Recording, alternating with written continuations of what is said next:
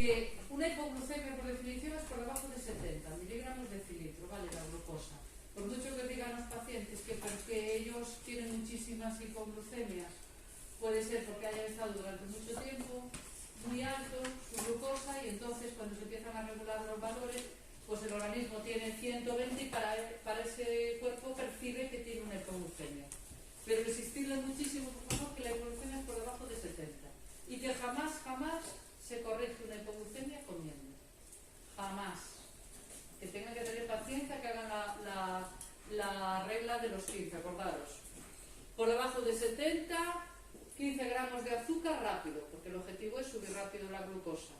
Entonces, 15 gramos de azúcar rápido, pues siempre le escribo lo mismo. O los 2 azucarillos, digo 2 porque como son suelen ser de 7 gramos más o menos, o 2 azucarillos disueltos en un vaso de agua, un vasito, medio vaso de agua, o un vaso de Coca-Cola, no la Coca-Cola entera, o un vaso de zumo, o una cucharada sopera colmada de miel. Una de esas cosas.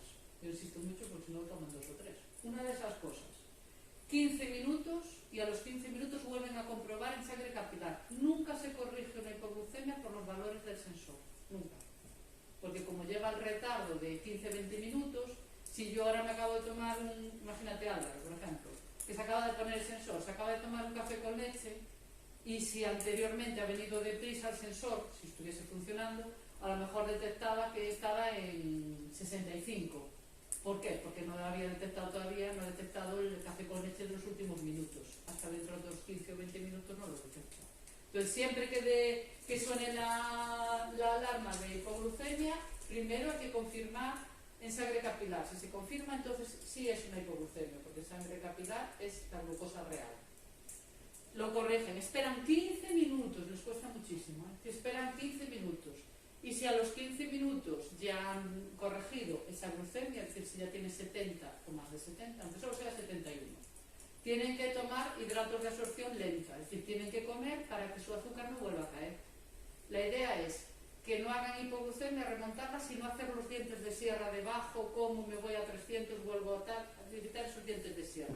Entonces, ¿qué tienen que comer? Hidrato de absorción lenta, es decir, o una pieza de fruta, el plátano, por ejemplo, una manzana, un vaso de leche, 3 o 4 galletas María, 30 gramos de pan, algo.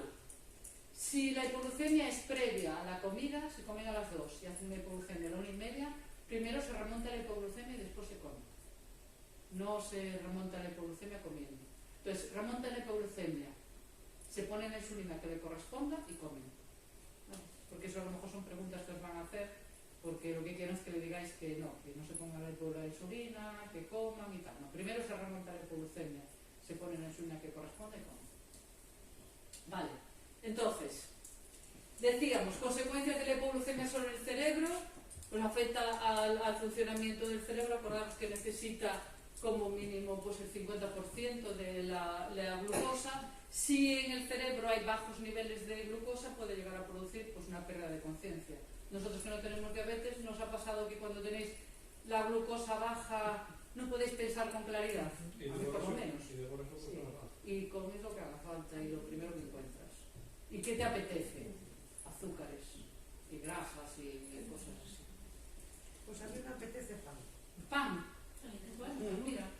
Yo, pues mira, como tenga hambre, es que a mí un pastel, una cosa, a mí yo creo que no me quita el hambre. Pero hambre de que te baje el azúcar, sí. no hambre de que Yo empiezas a ver borroso y no puedes pensar con aunque sea claridad. un rosquito de pan, para mí. Bueno, mejor el pan que las galletas. Sí. No, Mucho sí, mejor el pan que las yo galletas. no sé de galletas tampoco. Vale. Entonces, ¿cómo se defiende el cerebro ante una hipoglucemia? Acordaos que decíamos, consume el 50%, el cerebro consume el 50% de la glucosa total del cuerpo. Entonces, si hay hipoglucemias repetidas, pues lo que va a hacer es que los síntomas autónomos descienden y entra el complejo neuroglucopénico cuando la glucosa es de 40 o por debajo de 40.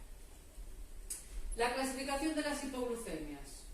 Si es una hipoglucemia severa, requiere ayuda de terceros, que es cuando no puedes comer, no puedes tomar un azúcar rápido y por lo tanto es el glucagón. Recordaos que hay el glucagón inyectable y el glucagón intranasal, pero que salvo menor de 18 años no entra por la seguridad social.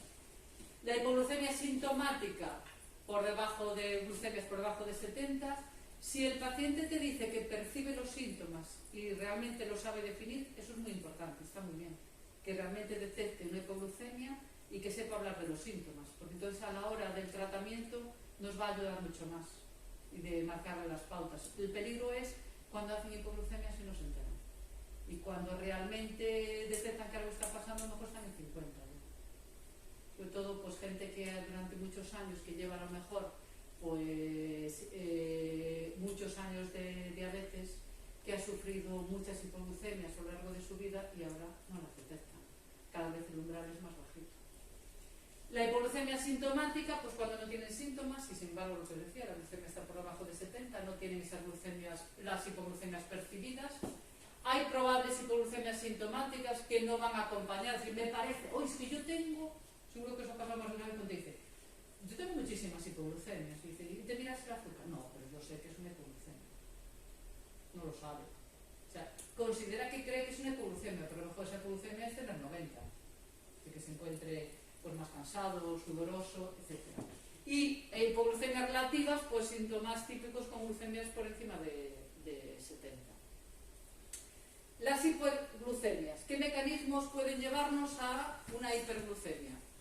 Típico, intervenciones que lleven pues, glucocorticoides, las típicas infiltraciones porque la rodilla, la cadera, no sé qué, pues sube muchísimo el azúcar.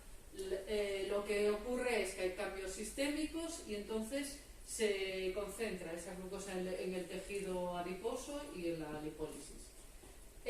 Factores predisponentes, pues que haya una resistencia a la insulina o que tenga pues alguna reserva pancreática. Los obesos y los pacientes con tratamientos a corticoides tienen mayor resistencia a la insulina, es decir, necesitan más dosis de insulina para poder mantener sus niveles. Pensad que los cálculos de insulina total se hacen en relación al peso. Entonces, un adulto de un peso normal, el cálculo total, estamos hablando en lo que es en condiciones normales, las excepciones existen siempre, ¿no? Pero en condiciones normales, si tenemos que calcular el tratamiento con insulina de un paciente con un peso normal, siempre va a ser menor, el factor de corrección va a ser menor que si tuviese un paciente pues un sobrepeso, un tratamiento con corticoides, etc. ¿Vale? Y esa hiperglucemia lo que hace es que genera cambios que van a favorecer pues, que se produzca más glucosa, más reacción más resistencia a la insulina y por lo tanto mayor volumen, nivel de glucosa en sangre. ¿Cuáles son los síntomas de la hiperglucemia? También ven borroso. Ven borroso cuando tienen bajo, ven borroso cuando lo tienen muy alto. Y tienen mucho cansancio.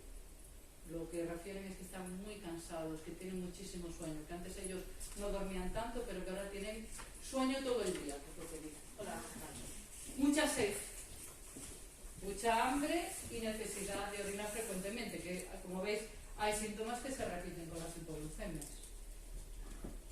Entonces, si tengo una hiperglucemia, primero, ¿qué es lo que hay que preguntarse? Hay que enseñarle al paciente.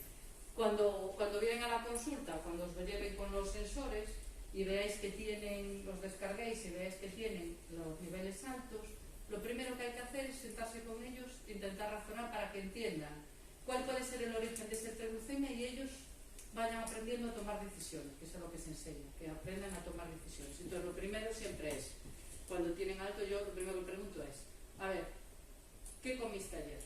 ¿O qué cenaste ayer? Lo vamos viendo las gráficas. Entonces, ¿qué cenaste ayer? Pues cené de todo tipo de cosas.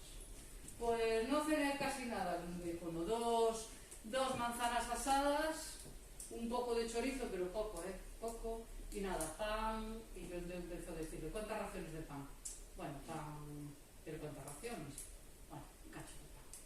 Entonces yo tengo, que lo traeré, una bolsa para hacer la educación y empiezo a sacar panes, que no es pan, sino que son los de juegos, ¿no?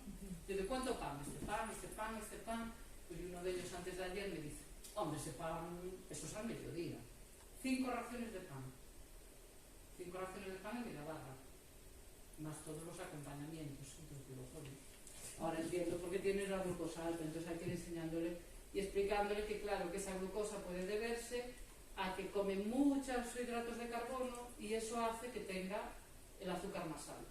As legumbres, Las legumbres, que se comen, Las legumbres. o plato de xudía rebordante e como é verde.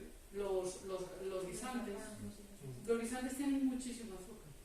Pero le digo, es verde, pero se comporta como hidrato de carbono que fuese una harina, una pasta, lo que sea. Entonces dice, oh, y yo que me comía un plato de guisantes, porque es verde, es sano, con jamón bien, pero un plato así enorme de guisantes, los garbanzos que meten, tal vez el garbanzo le echan a veces patata, y le echan chorizo, o sea, y vamos sumando, ¿no? Y bueno, vamos sumando, yo voy sumando así en memoria, y voy poniendo en el ordenador, media ración, una ración, dos raciones, y al final le cuento las raciones todas y dice, así como diciendo, entonces no puedo comer nada, porque es lo típico ya la defensa, no, sobre todo los tipo 2, los tipo 1 no, pero la defensa del tipo 2 es, entonces no puedo comer nada, dejo de comer y ya está, digo, no, vamos a aprender a comer y a saber cuántas raciones comemos para saber por qué se sube el azúcar. Vale, entonces esa es una. Otra es que se ve muy bien en los sensores cuando veáis, por ejemplo, que hacen su vida que os dicen, que ellos salen a caminar o que hacen su vida normal, pero que de repente lo que ha sido un desayuno, que veis que la gráfica es normal, que come, que la gráfica es normal, pero que a las 2-3 horas de la comida empieza a dispararse y tiene 500...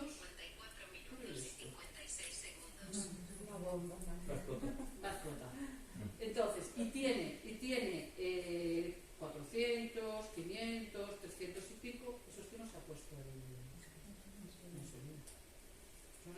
No sé si os llegará dentro de nada algún paciente, porque se está empezando a probar ahora, uno de los míos, me lo vino a decir ayer. Hay un dispositivo, que a lo mejor habéis oído hablar, de los bolígrafos de insulina inteligentes.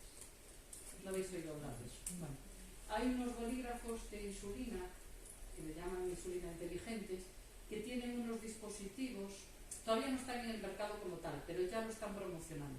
Tienen unos dispositivos como si fuera el aplicador del sensor, pero es para conectar en un extremo donde está la graduación de la insulina, del bolígrafo de la insulina, se conecta ahí. Tienen que bajarse una app que es bastante complicada, todo va con apps ahora, está pensado para nuestros pacientes, sí, claro. Sí, para los mayores.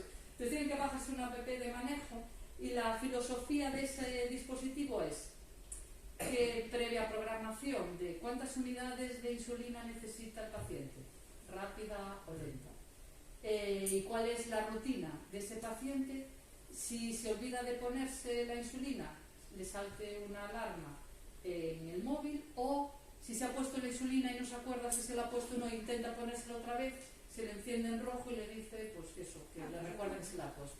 Pero hay la segunda parte.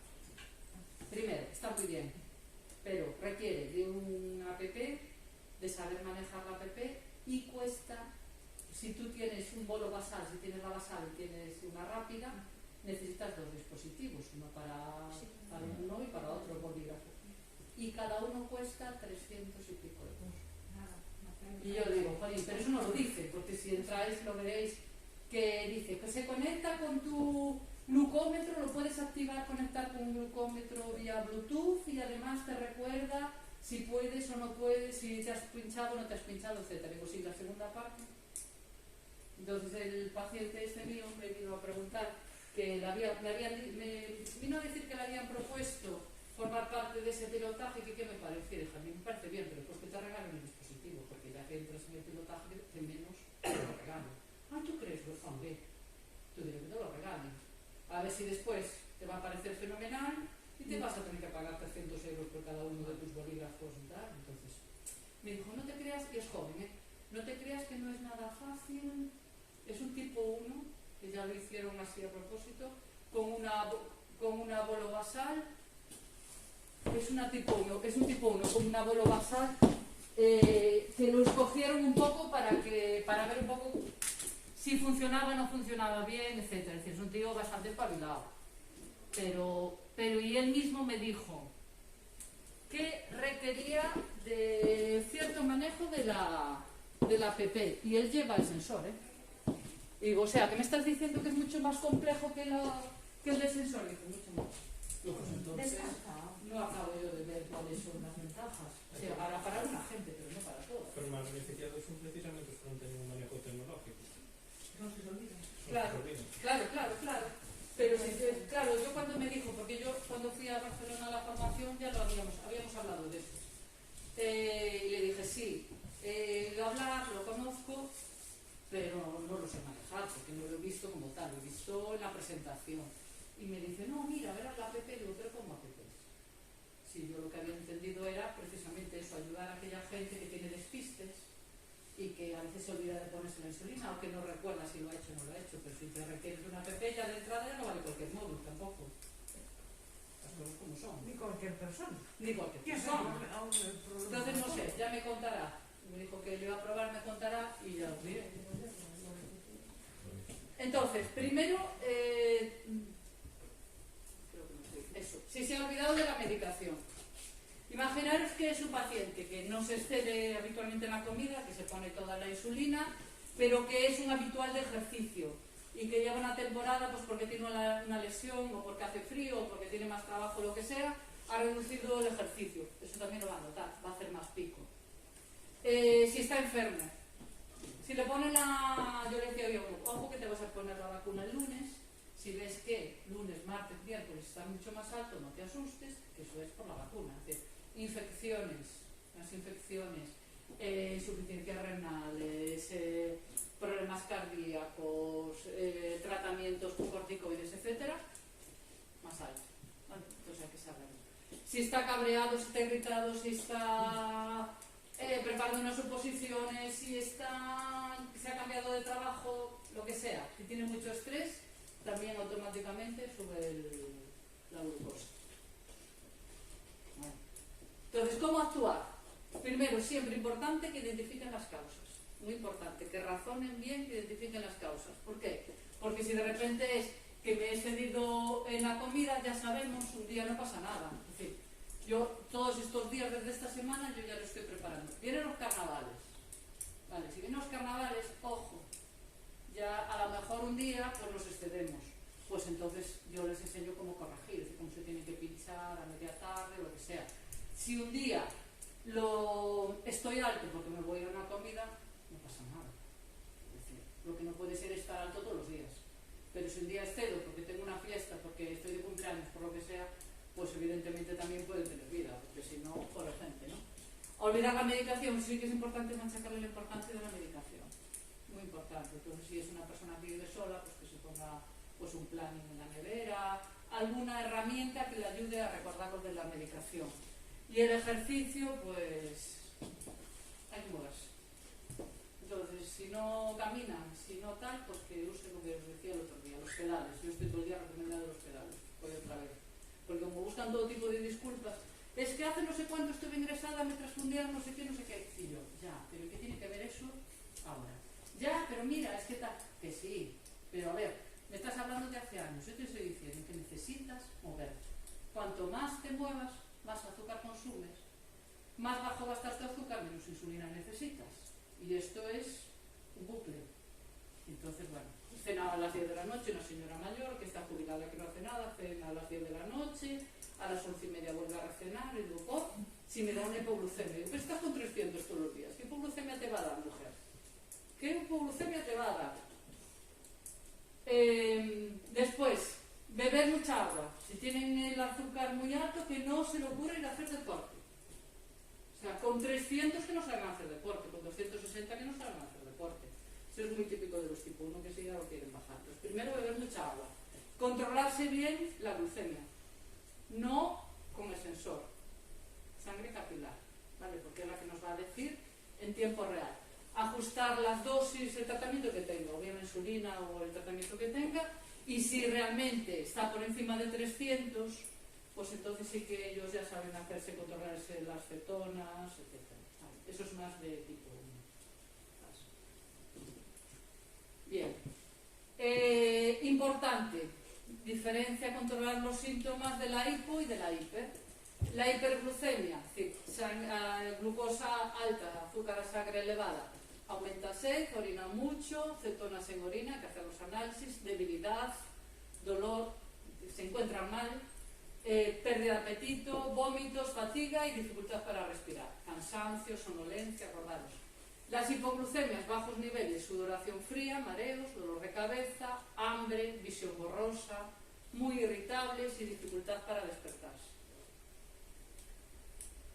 Y los síntomas diferenciales entre una hipo y una hiper, y cuáles son los síntomas compartidos. Tanto la hipo como la hiper pueden tener los dos náuseas.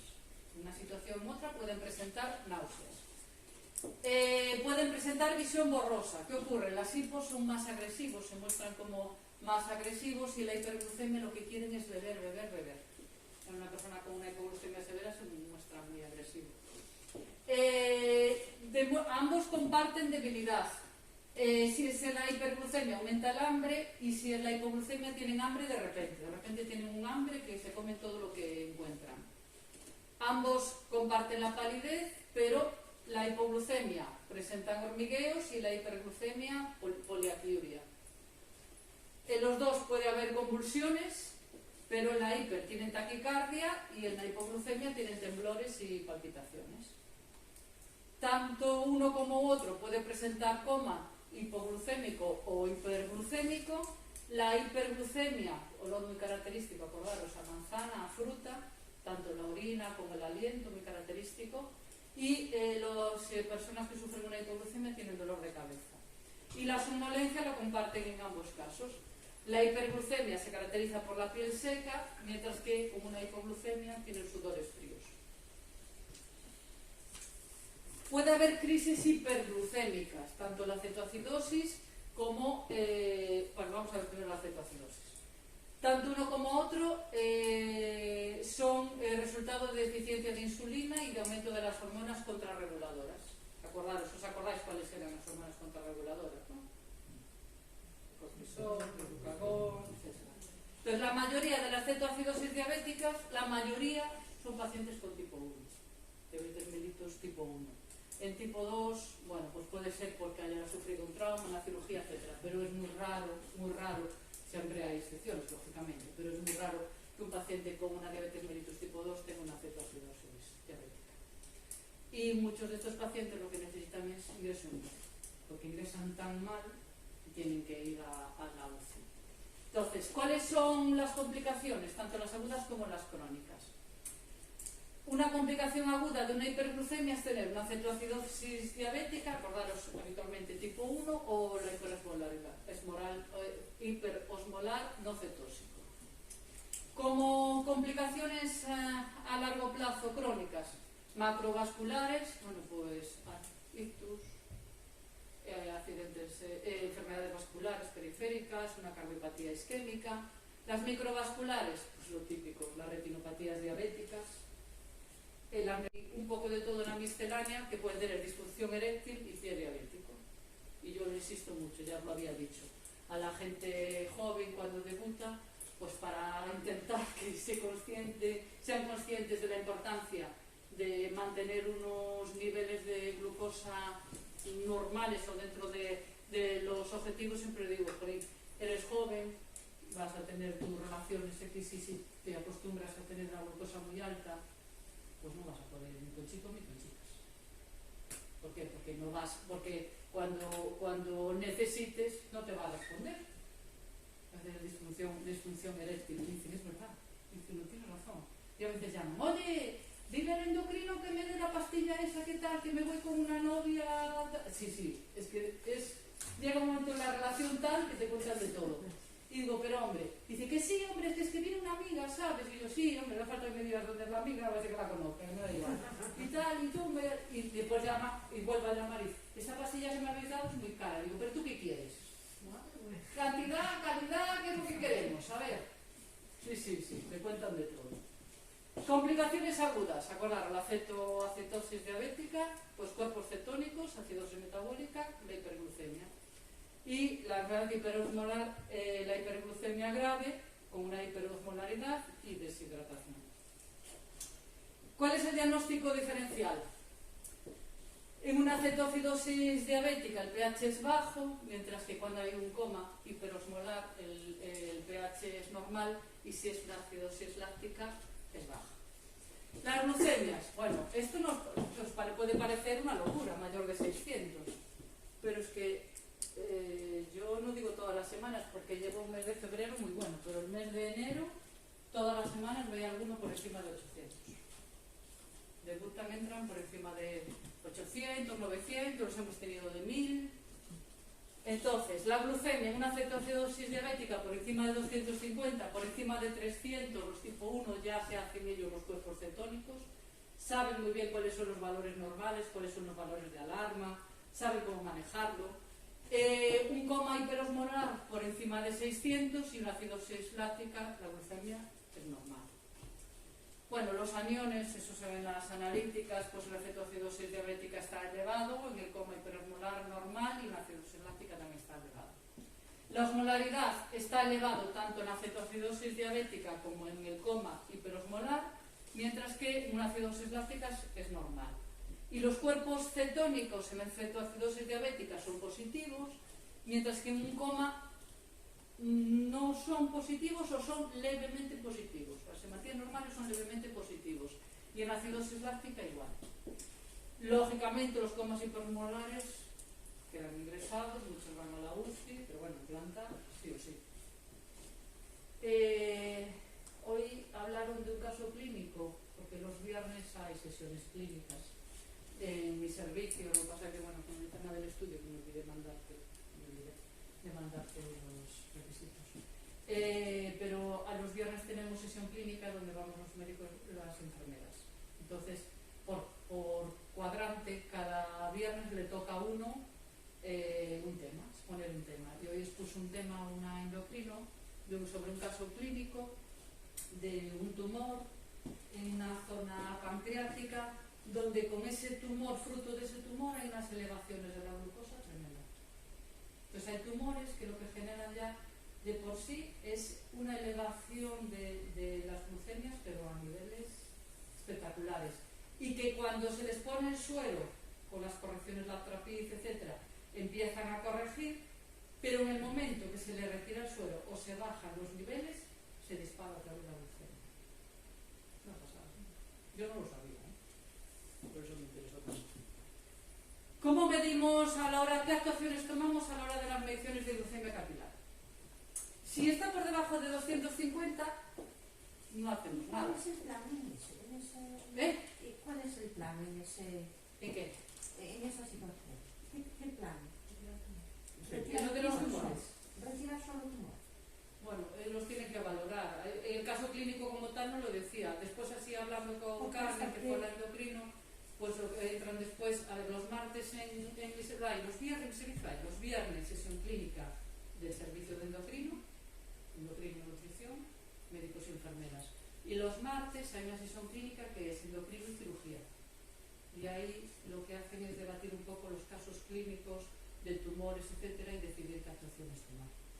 Entonces me imagino que será extirparlo, porque si de momento está ingresado, no remite de ninguna otra manera, salvo la perfusión del suelo y demás, no sé. No sabría qué decirte, no lo sé. O reducir, extirparlo, reducir. O reducir.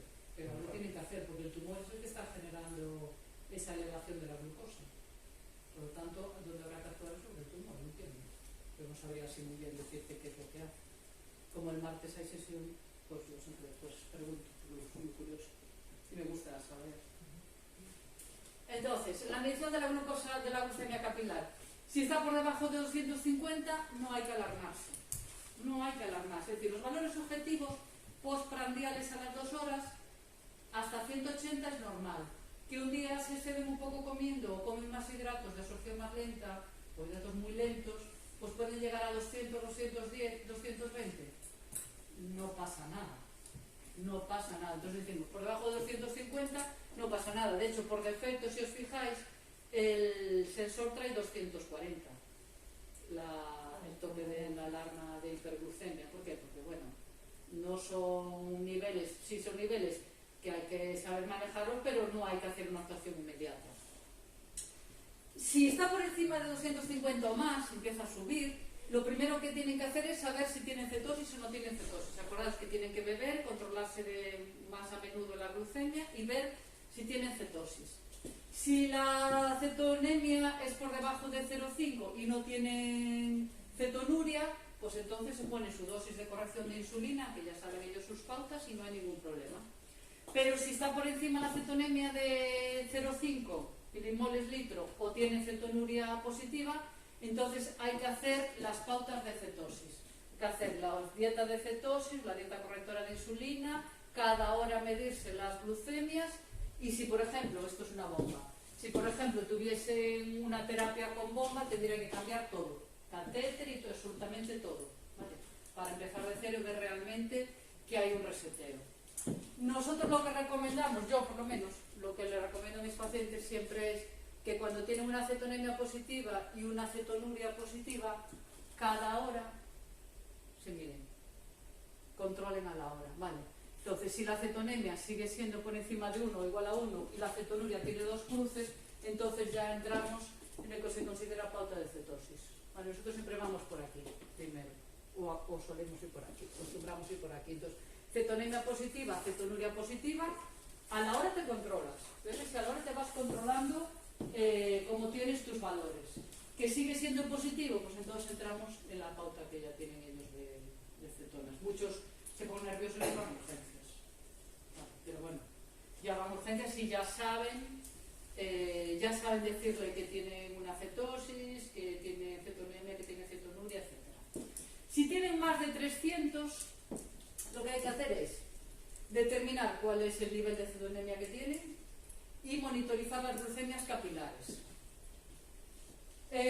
Si sospechamos que puede tener una cetoacidosis diabética, pues lo que se hace es que hay unos criterios de derivación al hospital, y eso ya lo sabéis. Se coge una vía, ¿no? Y se pone suero con bolos de insulina rápida, bien endovenosa, intramuscular, depende. Vale, y lo que se requiere es atención hospitalaria. Si de lo que sospecha de una cetosis leve o moderada, pues entonces hidratarse, por tanto beber, hacer insulinas prandiales y valorar en 12-24 horas. Si a las 12 horas o 24 horas no mejora, pues entonces hay que ajustar el tratamiento. Ellos cuando son por la mañana, pues un día de semana, pues nos llaman o vienen, habitualmente vienen, y cuando son fines de semana lo que hacen es ya ir a urgencias. Si tienen mucho manejo lo corrigen ellos. Los tipos no lo suelen corregir, pero a veces se ponen nerviosos, o sobre todo cuando, por ejemplo, están fuera del área, que se van de vacaciones o están pues en otras zonas en la playa, así es cuando a ellos les da más inseguridad. Pero las pautas las tienen, siempre se les recuerda lo que tienen que hacer, ¿vale? Cuando se van de viaje se les recuerda estas pautas. Entonces, si hay un subidón de azúcar que produce cetoacidosis, generalmente el comienzo suele ser de forma progresiva, de forma lenta. No paso de estar normal a estar alto, hiperalto y con una cetoacidosis, sino que va de forma progresiva. Entonces, cuando le pregunto generalmente, digo, pero vamos a ver, ¿cuánto tiempo llevas con la glucosa alta? Bueno, es que ya llevo unos días, llevo unas horas, llevo un tiempo, estoy un poco descontrolada, etc. La piel la tiene muy seca, y la boca muy pastosa. Necesitan muy seca.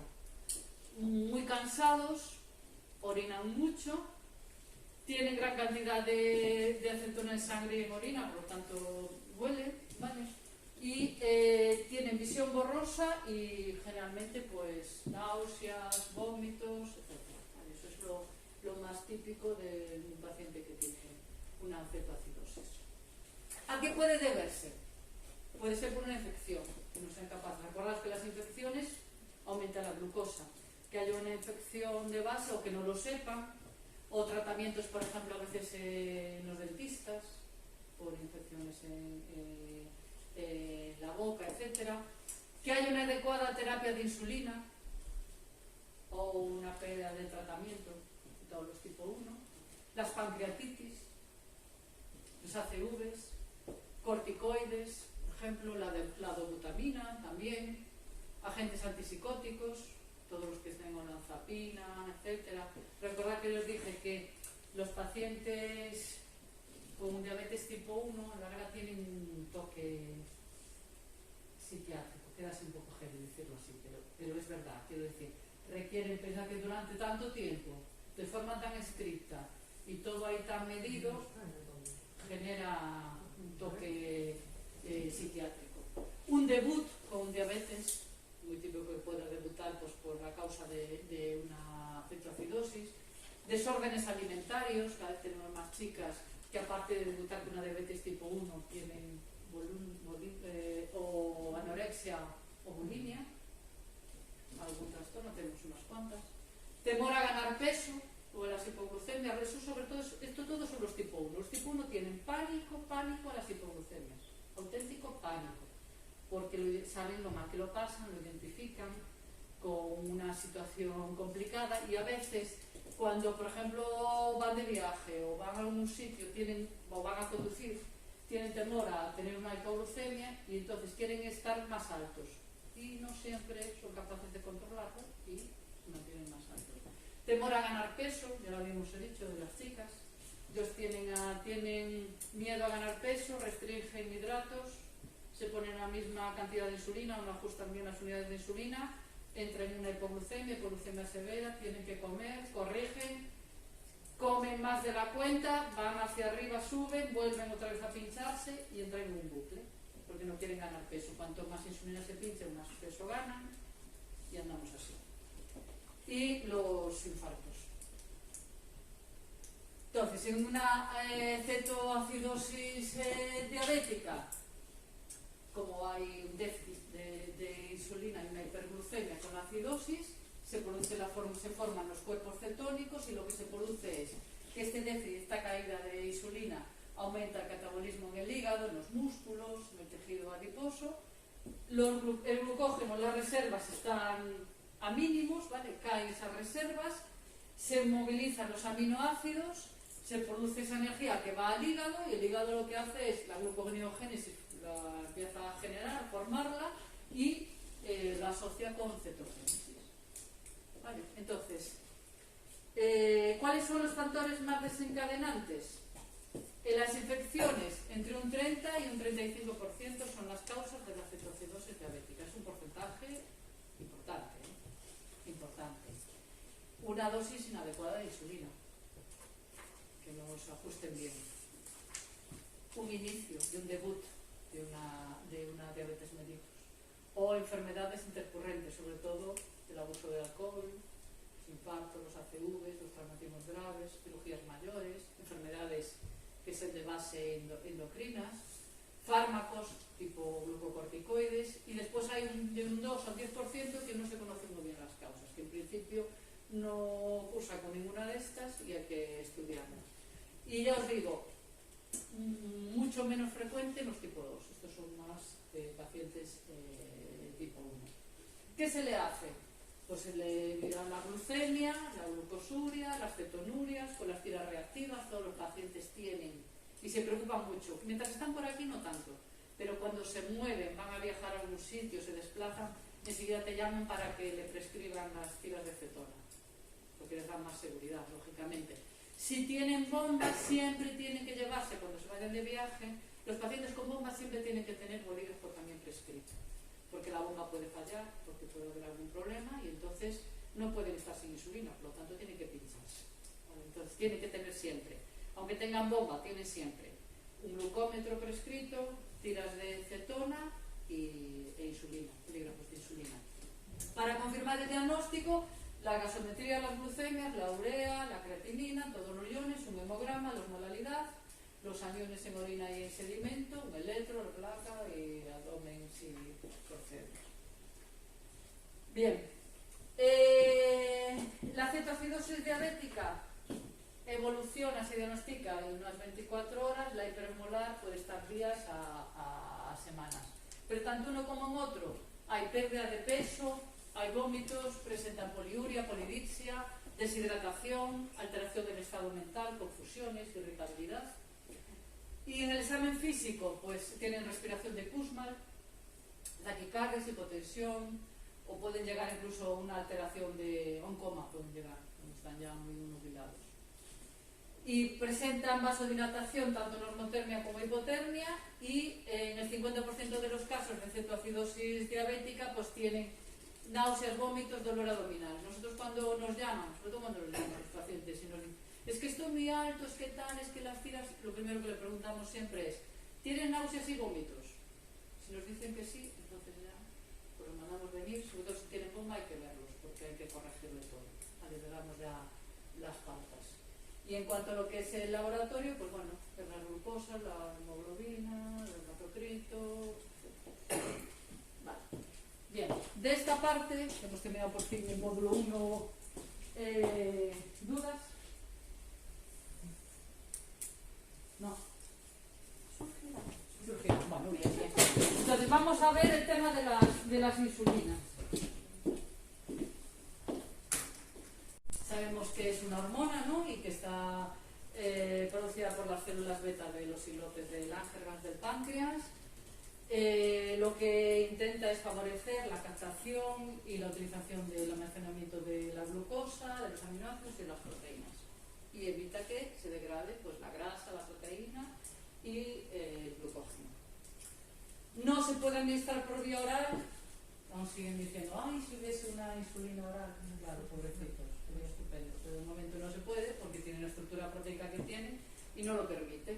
Porque en el momento que entra con los jugos gastrointestinales, pues entonces se hidroliza, por lo tanto no se puede. Generalmente se administra por vía subcutánea y el páncreas produce insulina de dos maneras. Una de forma lenta y continua, que es el que ayuda a mantener los niveles de glucosa estables, 70, 100, que es la basal, que solo le dices, bueno, tienes una insulina lenta para intentar mantener durante 24 horas, o 36, depende del tipo de insulina que sea, más estable esa glucosa que fabrica tu hígado, y la otra rápida, en mayor cantidad, que está relacionada con los valores postprandiales, los relacionados con las ingestas. La farmacocinética, es decir, la administración por vía subcutánea, en abdomen, en brazos, etc. A ver, a mí me repele que los pacientes se pongan la insulina en los brazos, por una razón, porque no se la ponen bien.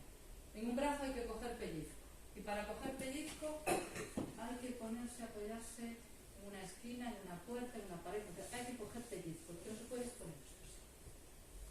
Entonces, yo en mi consulta nunca me enseño a poner una insulina en los brazos. Y digo que se puede hacer, pero entonces yo me levanto y digo, hay que empezar a coger el pellizco. Entonces, claro, y seguir un orden, no en cualquier sitio. Bueno, mejor que se lo ponga en un brazo que no se lo ponga, eso está claro. O con una ayuda familiar. O si tiene familia y se lo ayuda, claro. Libre en plasma, por lo tanto líquido extracelular, una vida media entre 5 y 8 minutos en el hígado, riñón y músculo y renal. Vale. Almacenamiento, esto es muy importante, muy importante. ¿Cómo se almacenan las insulinas? Todas las insulinas se pinchan a temperatura ambiente, ¿no? Es lo mismo que cualquier vacuna, entre 2 y 8 grados. No se puede colocar en la puerta de la nevera por la inestabilidad de la temperatura. Yo siempre digo la misma historia, y es que coloque la insulina como si fuera un yogur. ¿Dónde guarda usted el yogur? ¿En la puerta de la nevera? No, vale, pues igual. Donde guarda el yogur es donde se meten las insulinas. La insulina que no voy a utilizar, ¿vale? Siempre revisar la fecha y nunca congelar. Nunca administrar una insulina que esté fría ni que esté congelada. Si está congelada hay que desecharla y si está fría hay que esperar a que se atempere. Como la realidad siempre supera la ficción, frase típica mía, pero es que es verdad, creo que no hay día que no diga esto, porque vamos de sorpresa en sorpresa. Yo digo, tiene que ponerse la insulina a temperatura ambiente. Entonces le toca así una piel y digo, temperatura ambiente, tal. Pero temperatura ambiente no es ponerla encima de un radiador, ponerla al lado de la chimenea, ponerla en una ventana al sol, estarle con el secador, porque alguna me dijo, ¿no si le seco con el secador y así ya se sale de la nevera? Y digo, pero vamos a ver, una cándida. Si te pones la insulina al mediodía, sácala ya por la mañana y ya se va temperando sola. ¿Y dónde la guardo? ¿La guardo y tal? Yo digo, mío, de verdad. Entonces, temperatura ambiente. Temperatura ambiente. Toda la insulina que yo no vaya a utilizar, pues entonces la tengo dentro de la nevera. Vale. Durante el uso, una vez que está abierta, no la meto en la nevera. La puedo mantener hasta 30 grados. ¿Vale? Y dura entre 4 y 6 semanas, depende de la cantidad, que es otra de las típicas preguntas. ¿Cuánto dura la insulina? Depende de la cantidad que nos pongamos. Si nos ponemos 60 de toujeo, por la insulina nos dura pouco, porque trae 100 mililitros, nos dura pouco. Protegerlo del sol, dun calor excesivo y de la luz solar directa. Es muy importante conservarla de forma correcta, muy importante. Por lo tanto, entra en la nevera, se guarda en la nevera la que no utilizo. Si la tengo por debajo de 2 grados, pierde estabilidad, por lo tanto no funciona. Si la tengo por encima de 30, tampoco, ¿vale? No congelarla, vigilar que no tenga plaquitas, que no toque las paredes de la nevera, y no administrar la insulina fría de la nevera porque hace daño. No exponerlo a la luz intensa, no exponerlo al calor. Se utiliza a temperatura ambiente, se puede usar perfectamente en verano entre 15 y 29 grados, que no le pasa nada. Controlar la caducidad. Si la hemos abierto y lleva más de un mes abierta y no la hemos utilizado y está abierta y está empezada, no utilizarla, ¿vale? Porque puede estar degradada. Desecharlo en envases vacíos y depositarlos en un contenedor las agujas. Bueno, a ver, no todo el mundo tiene sus contenedores, entonces digo, vale, no se puede reutilizar las agujas, entonces coja un botecito, las va echando allí, después la cierra bien y después lo puede tirar. Si se lo recogen en algún sitio, bien, pero si no lo recogen, que lo tiren así. Unha pregunta en relación á temperatura. Con menos de 2 xa se inactiva? Sí. ¿Por qué lo dices? Porque estou pensando nas nosas neveras e que no. ás veces baixan de 2. Pues É dicir, cando veñen as cargas de vacunas, sobre todo na IPE, que é fácil que pase, bueno, por aí nas casas, as neveras que hai e... sí, claro. A ver, yo siempre lo insisto. Sí, yo siempre lo insisto casi más. O sea, le insisto, yo lo que más insisto es que no se ponga la insulina fría de la nevera porque duele, digo así, y que no aparezca congelada. O que si sospecha que puede estar congelada, que no lo utilice. Porque claro, lo que tú dices, las temperaturas de las neveras, pues yo qué sé. Y después insisto muchísimo en que como las tienen que pincharse a temperatura ambiente, que no las pongan al sol, que no las pongan al lado del fuego, que no las pongan encima de un radiador. Porque es más probable que hagan eso a que se la pinchen congelada, porque a lo mejor, como ya les duele, ya no se la pinchan. Pero que no la pongan al lado de la chimenea, que no la pongan al lado de la estufa, que no la pongan encima de un radiador, al lado de la cocina, eso también, pero sí que se inactiva así. Hay neveras, pero bueno, es que esto es caro, ¿eh? Esto es de transporte para llevártelo tú de viaje que tienen ahí en Estados Unidos. Seguramente también lo hay aquí, se lo compran por Amazon, pero claro, a ver. Entonces, se lo llevan, todo estupendo, con un USB, lo enchufan y todo maravilloso. Bueno, eso es divino de la muerte, pero esa no es la realidad. Eso no es la realidad. La realidad es que suelen llevar, pues, estas neveritas así, ¿no? Y gracias. Y suelen llevar lo que ya habíamos visto del maletín de bienvenida, que van todos contentos. Nos hace una ilusión cada vez que ven el maletín de bienvenida. Digo, por lo menos les gusta.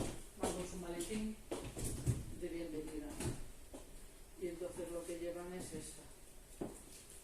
Llevan esta. Y aquí llevan. Aquí dentro de las bolsitas estas, ¿no? Y después tengo otros, cuando se van de viaje o así, pues tengo unos que son individuales, que son como una carterita muy pequeñita para colocar las agujas. Digo, mira, te llevas esto, te llevas las agujas, bueno, cosas así que nos van dando, cada vez nos dan menos, la verdad. Cada vez con la hora te lleva menos cosas. Pero el kit de inicio sí, siempre tengo, los pido y a los 2 días así no me lo traigo. Entonces, eso se lo llevan y están reciclados. Además, no solo eso, pues veremos cuándo, sino porque además, aparte del vasito y todas esas cosas, y que traen esto que es tan mono, esta báscula tan chula, y la calculadora para calcular las raciones de hidratos, pues traen este contenedor. Y esta parecen chorradas, pero me gusta muchísimo, porque no sé, como que dicen, bueno, pues ya que tengo que utilizarlo y que me ha pasado esto, por lo menos me llevo algo, y se llevan sus maletines. Eso por lo menos entrarán las agullas. Non entran, non se non entran. Supongo. Ese pode que sí. É que non nos ríe, porque temos así para... No iba a pagar.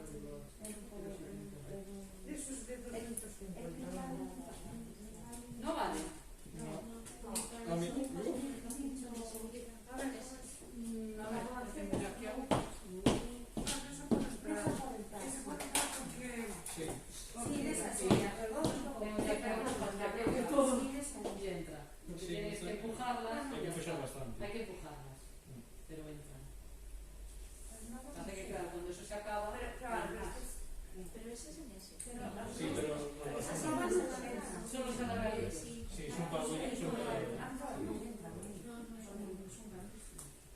¿Cuáles? Estos son de insulina.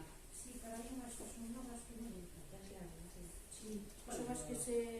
Sí, que son... Bueno, de todas formas, son as de seguridad. No, pues son para las... las otras... Pero no, ellos usan estas. Ellos en casa tienen que usar estas. No usan las que usamos... A ver, yo no tengo las de seguridad porque yo me enseño con estas. Ellos tienen que usar estas, que son las que van después al centro de salud y que dan estas. Los de seguridad son las del hospital. Sí, no, aquí no entran. Los del hospital no entran aquí, ¿no? Las subcutáneas. Entran aquí estas No. porque tienen... Pero aún así tienen que empujarlo, ¿eh? sí. Tienen que empujarlo y son pequeñitos, o sea, tampoco... Las amarillas de las agujas que No, son insulinas, sí que son las que son. las echan en el bote. Bueno, entonces...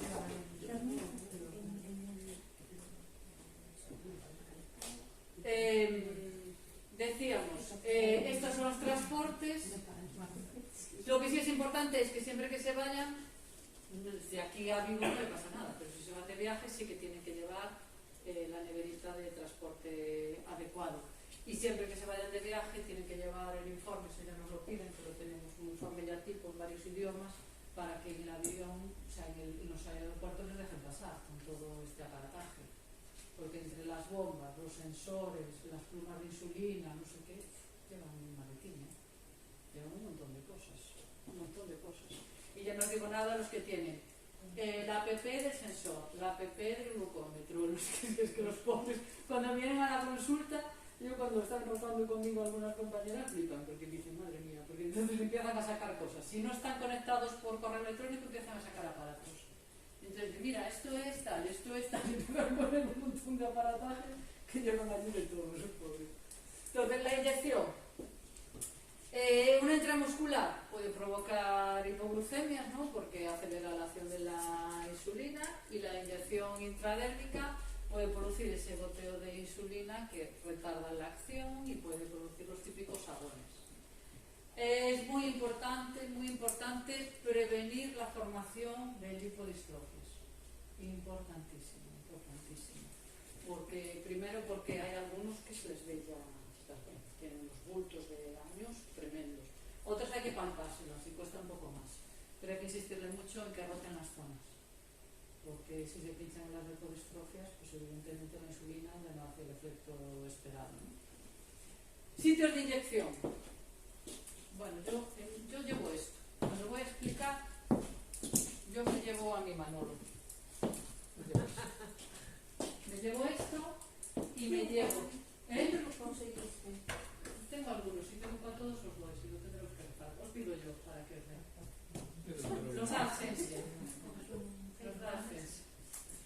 Son muy monos, porque es muy visual. Pero aparte de eso, yo llevo unas hojas, que no sé si he traído, voy a mirar, porque como ya no sé lo he traído para ir, os digo también muy cosas.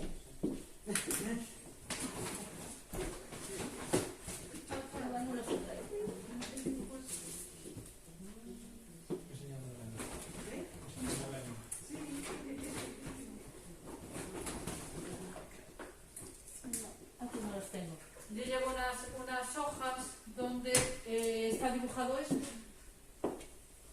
y le voy escribiendo. Entonces, esto de aquí lo tacho porque aquí no se puede pinchar y le voy poniendo pues aquí la insulina rápida, aquí la insulina lenta, le voy explicando, ¿no? Pero bueno, primero vamos a ver. Las zonas idóneas para la aplicación: el abdomen, los muslos, el brazo y los glúteos. Ya os digo, yo los brazos los dejo ya en última opción porque es muy complicado, salvo que tengan ayuda, es muy complicado lo mismo pincharse haciendo el pellizco. Yo en el hospital solía pincharlos en los brazos porque siempre le decía lo mismo, digo, la barriga y la... Y esto es donde se pincha usted, ahora que está aquí en el... Claro, pero después ellos ven y dicen, en el hospital pinchaban aquí, pum. Pero yo se lo aclaro. No, ya sé, Yo se lo aclaraba. también comen 6 veces porque en el hospital le daban de comer no sé Yo cuánto. siempre se lo aclaro, digo, Y, no, claro. Lo ideal, usted se lo pone tal y cual. Bueno, se lo decía, ahora está... Entonces, la inyección adecuada. El pellizco se coge con estos 3 dedos. No se coge pellizco así, se coge pellizco con estos 3 dedos. No hace el mismo efecto. Entonces se coge el pellizco con estos 3 dedos y se pincha a 90 grados.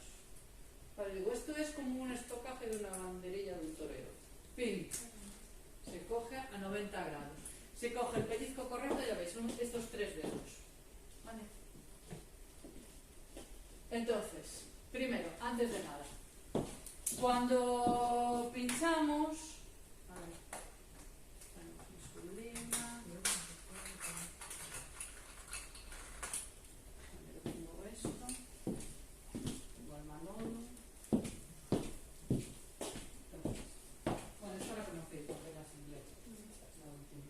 Y tiene esta lupa para la gente que es mayor, que no ve bien, pues la lupa y así ya ve las unidades.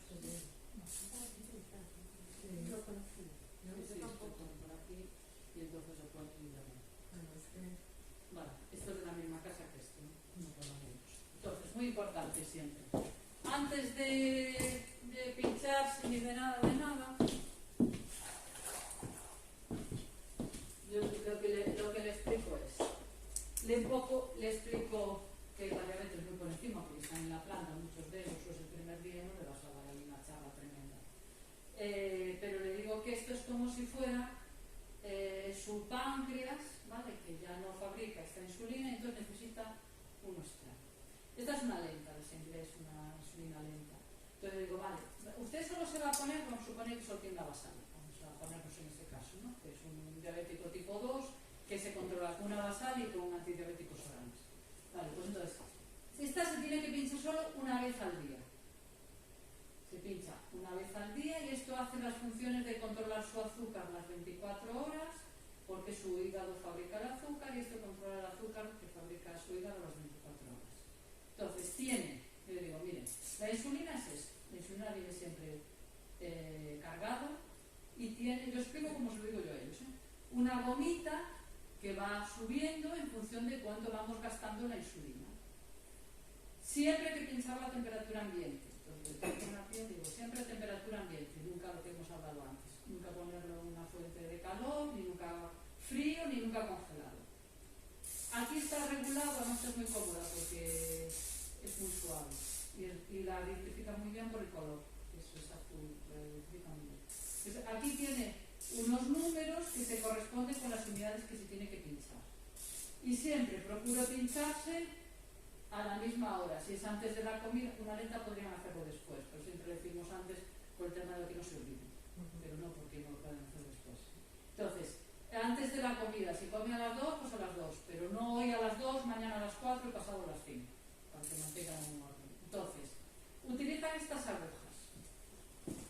Y estas agujas, pues tiene de rosca, se enrosca como si fuera un destornillador a tope y tiene, por lo que las gafas no vaya a ser, vale, una primera protección y la segunda, vale, y ve que tiene esta es muy finita, delgadita, 6 milímetros. Entonces, siempre, todos los días, antes de pincharse hay que purgar la aguja, todos los días, obligatorio. Eso quiere decir que cojo y pongo en el 2, el 1, 2 y purgo hacia arriba, presiono, salen unas gotitas, ¿vale? Pues ahora la aguja ya está lista para pinchar.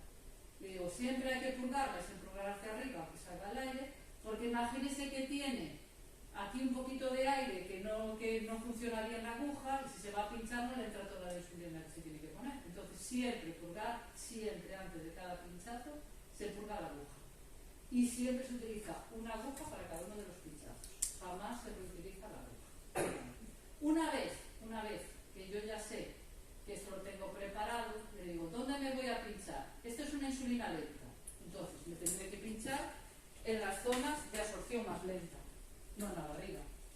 Las zonas de absorción más lenta, bueno, es esta parte de aquí de atrás y las piernas. Entonces, calcular, decimos, pues tenemos que seguir un orden. Para pincharnos la insulina es muy importante seguir un orden. No pinchar ahora aquí, mañana aquí, porque nos puede parecer que vamos rotando y realmente no rotamos. Pinchamos en el mismo sitio y se van haciendo las lipodistrofias, los callitos pequeñitos. Entonces yo le digo, lo siento y le digo, mire, tenemos unos caminitos. Unos van por la parte superior, otros nos van por fuera. Nunca pinchamos por la cara interna, porque hay vasitos pequeñitos y se hace daño. Entonces calculamos 4 dedos por encima de la rodilla. 4 dedos por encima de la rodilla y empezamos a contar. Pues que hoy es viernes y empezamos el tratamiento, pues viernes, sábado, domingo, lunes, martes, miércoles y jueves. Semana siguiente, 4 dedos. Viernes, sábado, domingo, lunes, martes, miércoles y jueves. Semana siguiente, 4 dedos, lo mismo. Viernes, sábado, domingo, lunes, martes, miércoles y jueves. Y semana siguiente, 4 dedos, lo mismo. ¿Cómo pincho? Tengo preparada la aguja, tengo purgada la aguja. Entonces pongo las unidades que me tenga que poner, yo qué sé, 10, pongo 10. Calculo 4 dedos por encima de la rodilla, cojo pellizco con estos dedos. Cojo pellizco y a 90 grados pincho. Claro, esto va a empezar a bajar, ¿no? Una vez que me lo ha puesto toda, yo le digo, no hago esto, sino que calco continuo. Una vez que me he puesto toda, no retiro la aguja, porque ahí me quedan unas gotitas y tienen unidades de insulina, por lo tanto no me estoy poniendo la cantidad deseada. Entonces yo tengo aquí todo pulsado, me la he puesto toda, suelto pellizco, pero sigo con la aguja dentro. Cuento hasta 10 por seguridad y una vez contado hasta 10 retiro. Entonces, igual que pincho así, retiro así, no retiro así, porque puedo rasgar y hago daño. Entonces insisto muchísimo en eso, porque así es la forma de que vayan cogiendo, vayan contando y eviten ponerse la insulina siempre en el mismo sitio. Y insisto siempre en eso. Si es un paciente muy delgadito, con mucha masa muscular, y dices que las piernas me duelen, porque hay gente que las piernas le duelen. Vale, pues entonces que vaya a esta zona de aquí. Lunes, martes, miércoles, jueves, viernes, sábado, domingo. Lunes, martes, miércoles, jueves, viernes, sábado, domingo, así. Que ahí tampoco, porque viven solos, no pueden, no sé qué, no sé cuánto, y no nos queda otra más que pincharnos en la barriga porque no queda otra. Bueno, si no tiene más que una basal y no hay forma de que se pinche en otro sitio que no sea en la barriga, entonces es importante que tengan en cuenta que la zona del ombligo no se puede pinchar.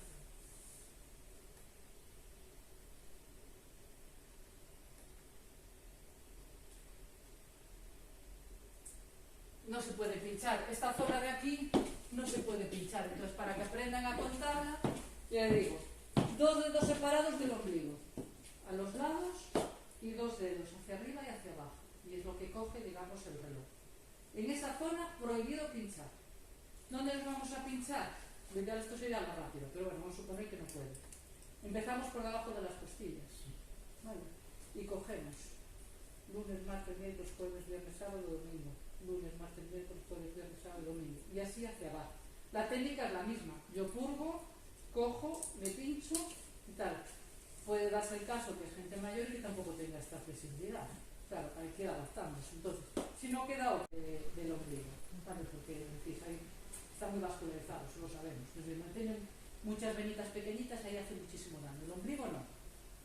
Y entonces, pues un poquito más fácil.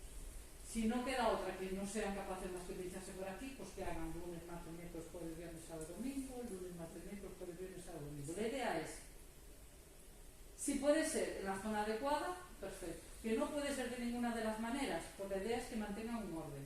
Que no pinchen al azar, ¿vale? Porque son muy dados de, no, se pincho aquí, no, ahora pincho aquí, no, ahora pincho aquí. No, hay que seguir un orden. Para eso, para evitar las lipodistrofias y para que el tratamiento realmente de los frutos.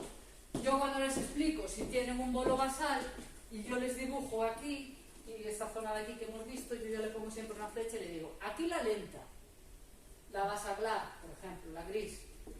Esta zona de aquí se la tacho. Y entonces le voy por aquí, siguiendo ese orden, y digo, aquí la rápida, la novorapid, por ejemplo.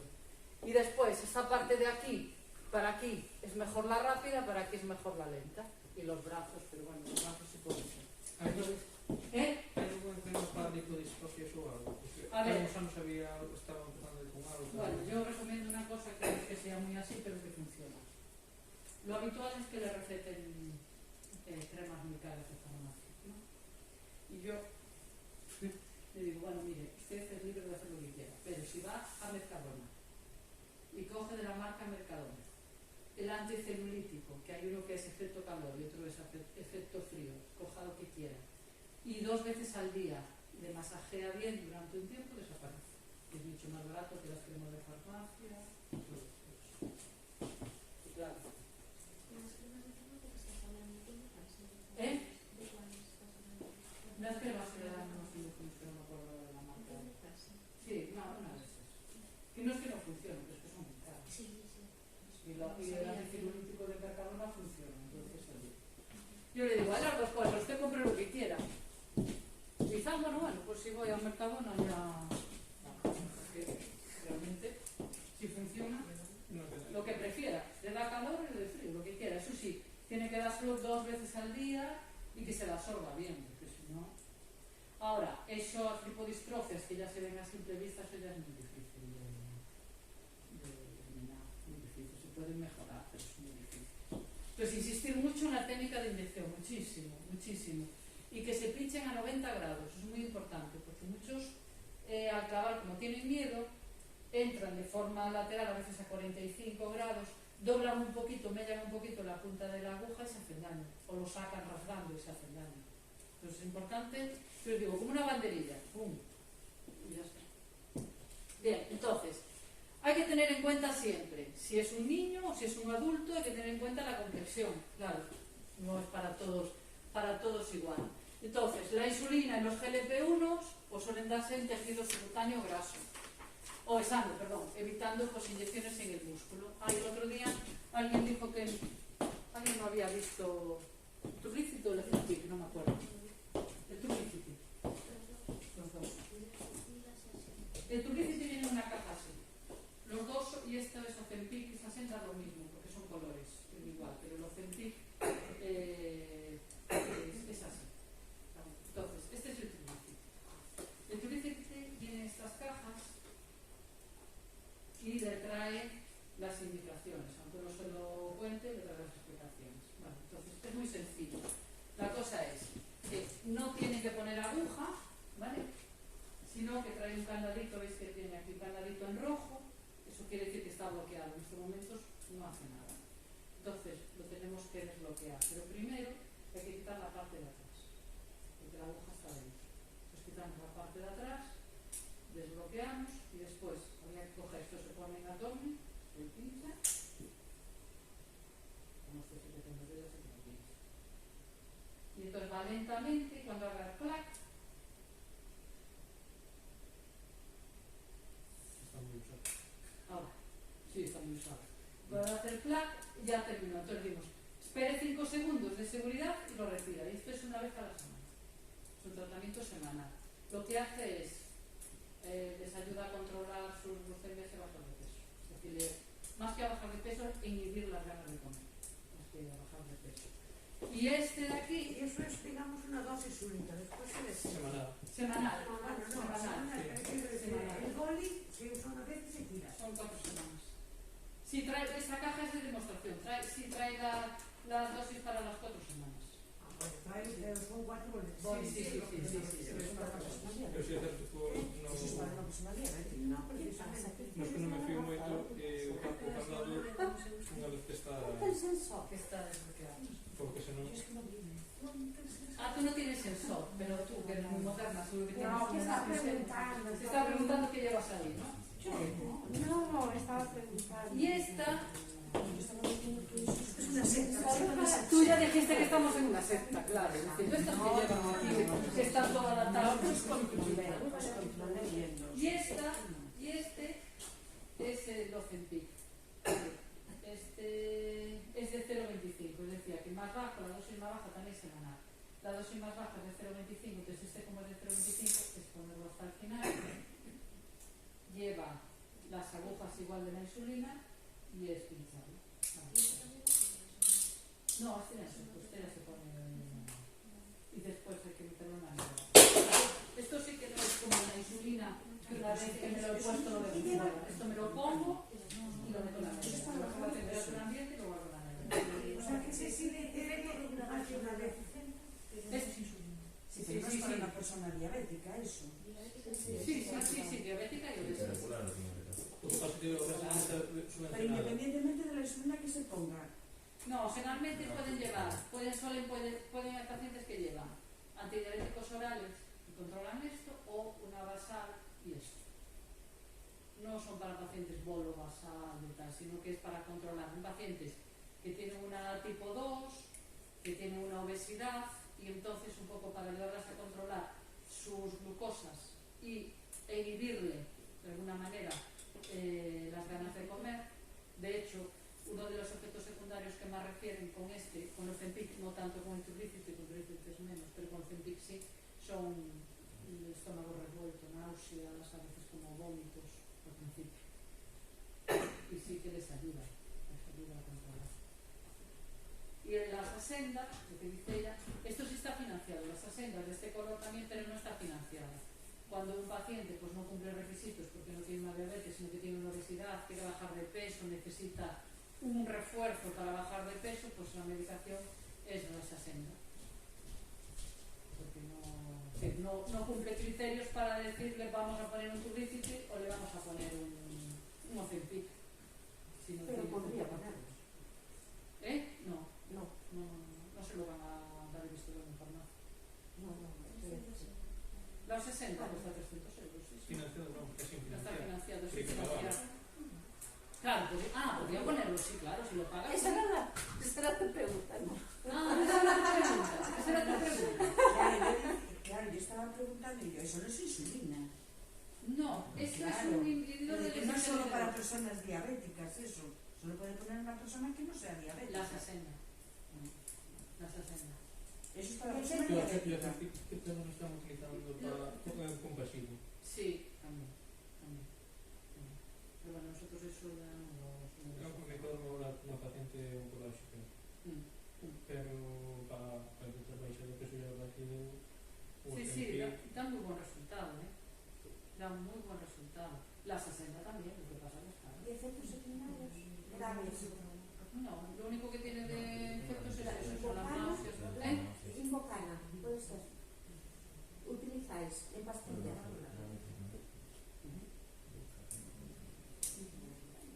Yo no, porque yo ya no tengo pacientes que no tengan insulina. En mi consulta no hay pacientes que no sean insulino dependientes. ¿Sabes? Eso ya es una consulta de obesidad. No, era, en concreto una persona era diabética. Ya, Y hay que tener para dar. pero ese no, es eso. Esta sí está financiada, el Trulicity está financiado, pero la Saxenda es muy cara, 300 euros. Muy caro. Igual que los sensores cuando no estaban financiados. Pues cuando estaban financiados eran 60 euros cada 14 días. Bueno, a mí se me sale.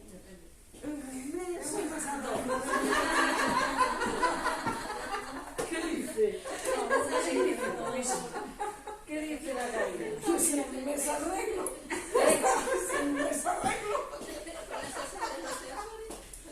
Desde las 70 una pasta al mes que no veas.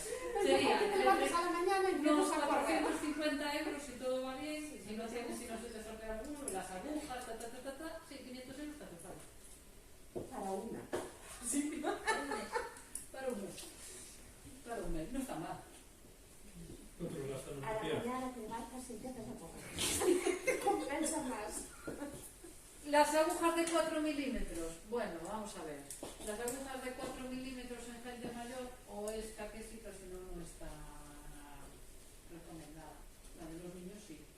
Los niños sí. Estamos hablando de adultos. Lo habitual es 6 milímetros. Sí, eso que mandar. Sí. O una correa de una suelta de 8 y de 9, que es una locura. Claro, si es una persona muy obesa, con un tal, pero si no, lo habitual son de 6 milímetros. De 4 son niños o personas muy, muy caquésicas. Las zonas de inyección, pues acordarse, el abdomen, los muslos, los glúteos, los brazos. La longitud de la aguja no puede para la aparición de la lipodistribución o solamente es la mala técnica. Es la mala técnica de pinchar. La longitud de la aguja influye más para realmente si hace la efectividad o no de tratamiento de la absorción de la insulina, porque si tienes mucha grasa, mucha masa muscular y una aguja muy pequeñita, no te penetra bien. Entonces a veces no es que lo estés haciendo mal, sino que realmente el objeto de la aguja no es adecuado. Entonces el efecto esperado no está. Entonces, vamos a ver, es que yo ahora estoy pensando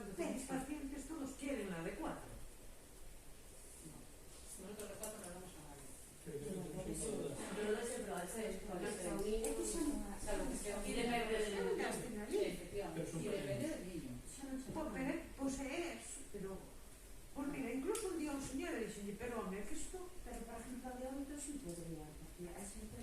De 8 tiene que ser una persona que tenga una compresión importante. Pide todos de 4, pues así o que lle teño que No, No, tú le dices entonces- que de 4 es para niños o para gente que esté caquésica, o sea, que esté extremadamente delgada. Eu non sei onde li, o que pasa é que non me acordo ben. Os outros son de 6. Mientras que datos que xa falaba Pero sí que sabes, estuve na masa. de 4, de reducir en población general de 6 a 4. Pasa que non me acordo A ben 5 hay Porque era algunos, cinco. en 5 hay algunos y tal, algunos. Claro, depende un poco de la masa muscular, de la compresión. De 6 son pequeñas, realmente. Sí, es que me dicen, no, que a de 6 non cambia moito.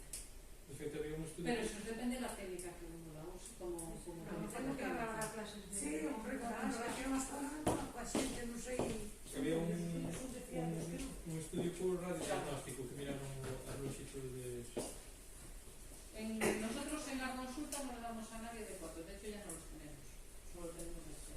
De 4 vienen cuando vienen de pediatría. Y las cánulas. Y las cánulas de las bombas son de 6 o de 9. De 6 o de 9. No hay cánulas de bombas que tengamos nosotros, estoy hablando de adultos. Todas son de 6, la mayoría son de 6. Y la excepción son de 9 para casos muy concretos.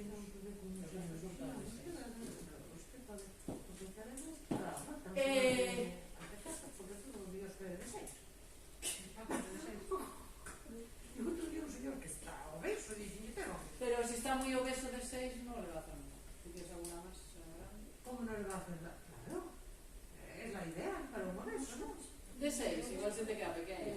Bueno, Depende ya. cómo esté el paciente, se te va a quedar pequeña. Bueno, pues Si tienes alguna poco más grande, pues quiere la de 4. no, de 4 no. Pues quiere la de 4. No sé cómo hacen en el centro de salud. ¿Cómo hacéis en el centro de salud? ¿Tenéis que pedir a Sí, la longitud? no, ahora están cámaras. Y podéis pedir estas estándar. Son las de 6. Nosotros no tenemos. 4 normalmente o stock é moito máis baixo porque é para De pedir. 6 cada 4. De 4 había outra clase. Pero despois, así, cuando me íbamos, Claro, un paciente que sea extremadamente delgado, que no tenga casi pene, es una de 4 de 6 le puede aceptar, pero en general de 6 la detección de las hipoglucemias, de las lipodistrofias para el tratamiento, o sea, evitar inyectar en aquellas zonas que ya hay lipodistrofia, porque no le van a hacer tanto efecto. Y muy importante, hay que insistir muchísimo en la correcta rotación de las zonas de inyección. Eso es importantísimo.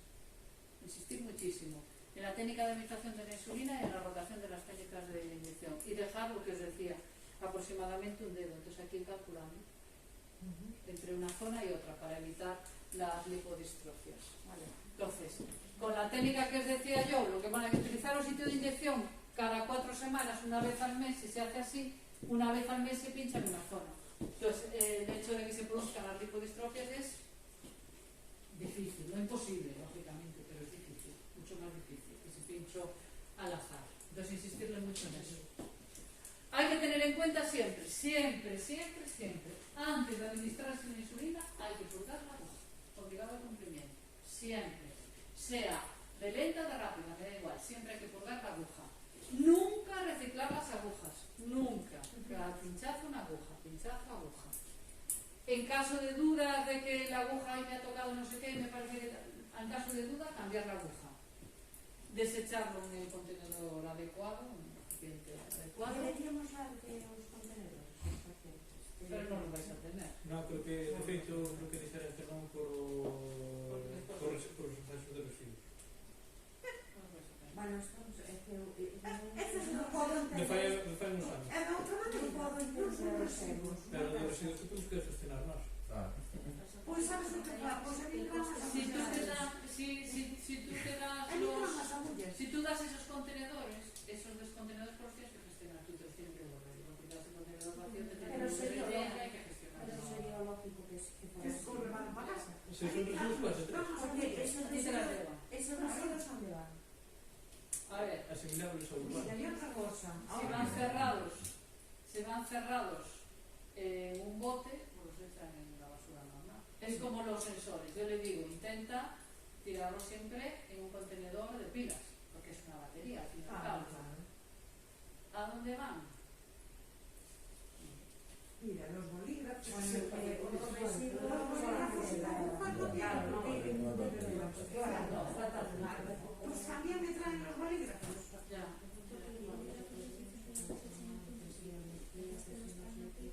Para que tú lo lleves a la farmacia. Claro, si yo lo hago a veces lo hago.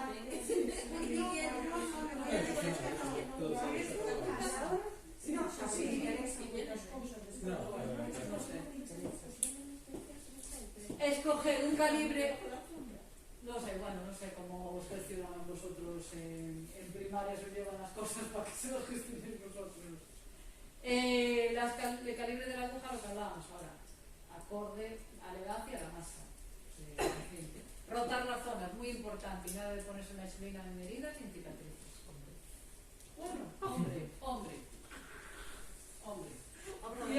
Y antes de retirar la aguja, asegurarse siempre de que entra la insulina. Entonces, la seguridad de los 10 segundos es muy importante. Que se acostumbren a cojo el pellizco, me pongo la insulina toda, pues antes de retirarlo suelto pellizco, sigo con la aguja dentro de insulina, cuento hasta 10 y después retiro. Por lo menos siempre das un margen de seguridad para que realmente entre toda la insulina. Vale, ¿qué tipo de insulinas tenemos? Tenemos insulinas humanas e insulinas análogas. Las insulinas humanas rápidas, pues por ejemplo, la humulina regular, la Trapid pues inician a los 30 minutos, tienen un pico máximo entre 2 y 4 horas y duran entre 6 y 8 horas. Después vemos. La intermedia, pues la humulina NPH, la insulactar vial, la insulactar flespen.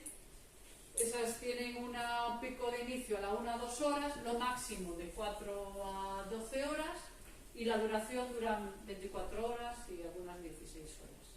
Hay mezclas, que a nosotros no nos gustan mucho las mezclas. Las típicas, las Novomix rectal, las Mistar 30, no nos gustan mucho. Realmente. Usaban. Entre otras cosas porque ajustar el tratamiento es complicado, después no siempre las mezclan bien. Entonces, tienen el inicio a los 30 minutos, el pico máximo a las 2-4 horas y duran unas 16 horas, más o menos. Que tampoco... Por eso siempre se suelen poner a la mañana y a la noche. Son las pautas más habituales. Las análogas, que es lo que manejamos. Las ultra rápidas, pues la Novorapid Flespen, la Pidra, por ejemplo, pues tienen el inicio a los 5 o 15 minutos, el pico máximo a 1 a 3 horas y dura entre 2 y 5 horas. Las intermedias, la Humalog, 1 a 2 horas de inicio, pico máximo a las 6 horas y duran unas 15 horas. Y después las basales tipo Lantus, la Levemir, por ejemplo, la Tresiva, por ejemplo, pues inicia, por ejemplo, la Levemir, pues al inicio es a la hora, no tiene pico máximo y dura unas 24 horas, un máximo de 24 horas. Y después las mezclas, pues de análogos, 5 o 15 minutos de inicio, pico máximo hasta las 4 horas y dura 16. Pues lo vemos mejor así. Tenemos insulinas rápidas, ultra rápidas y lentas, ultra lentas. Las insulinas de acción rápida, ultra rápida, lo que hacen es que se absorben muy rápido y por lo tanto entran en la corriente sanguínea de forma mucho más rápida. ¿Para qué se utilizan? Para controlar la glucosa en sangre durante las comidas y los aperitivos. Y corregimos los niveles de altos de azúcar en sangre. Entonces se incluyen análogos de insulina, que son, por ejemplo, estas. Entonces, la humana se obtiene por ingeniería genética, ha sido modificada genéticamente para que tenga una estructura similar a la que produce el páncreas. Y los análogos, se supone en la actualidad 3 análogos de insulina de acción ultra rápida, que es la insulina Lalispro, la Spártica y la Nulistina. La de Lilly, la Lispro, que seguro que la conocéis, la tenéis seguro, ¿no? Tendréis todas, supongo, no sé cuáles manejáis habitualmente.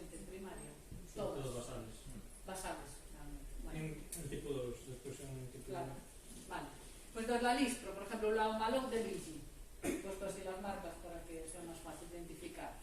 El activo es ese, la Lispro. Entonces es de una acción corta, ¿vale? Es parecida a la insulina humana, es un análogo de insulina humana, que lo que hace es que comienza a actuar entre 5 o 15 minutos después de su inyección, después de la inyección, y permanece activo entre 3-4 horas. Es que no todas empiezan en el mismo momento. La Asparno, la Novorapid de Flespen, por ejemplo, ¿vale? La Novorapid, que es así como muy más habitual, ¿no? De Novo Nordisk, pues es un homólogo de insulina humana de acción rápida. También se utiliza tanto en adultos como en niños a partir de 2 años. Se obtiene por ingeniería genética y se considera una de las insulinas de categoría de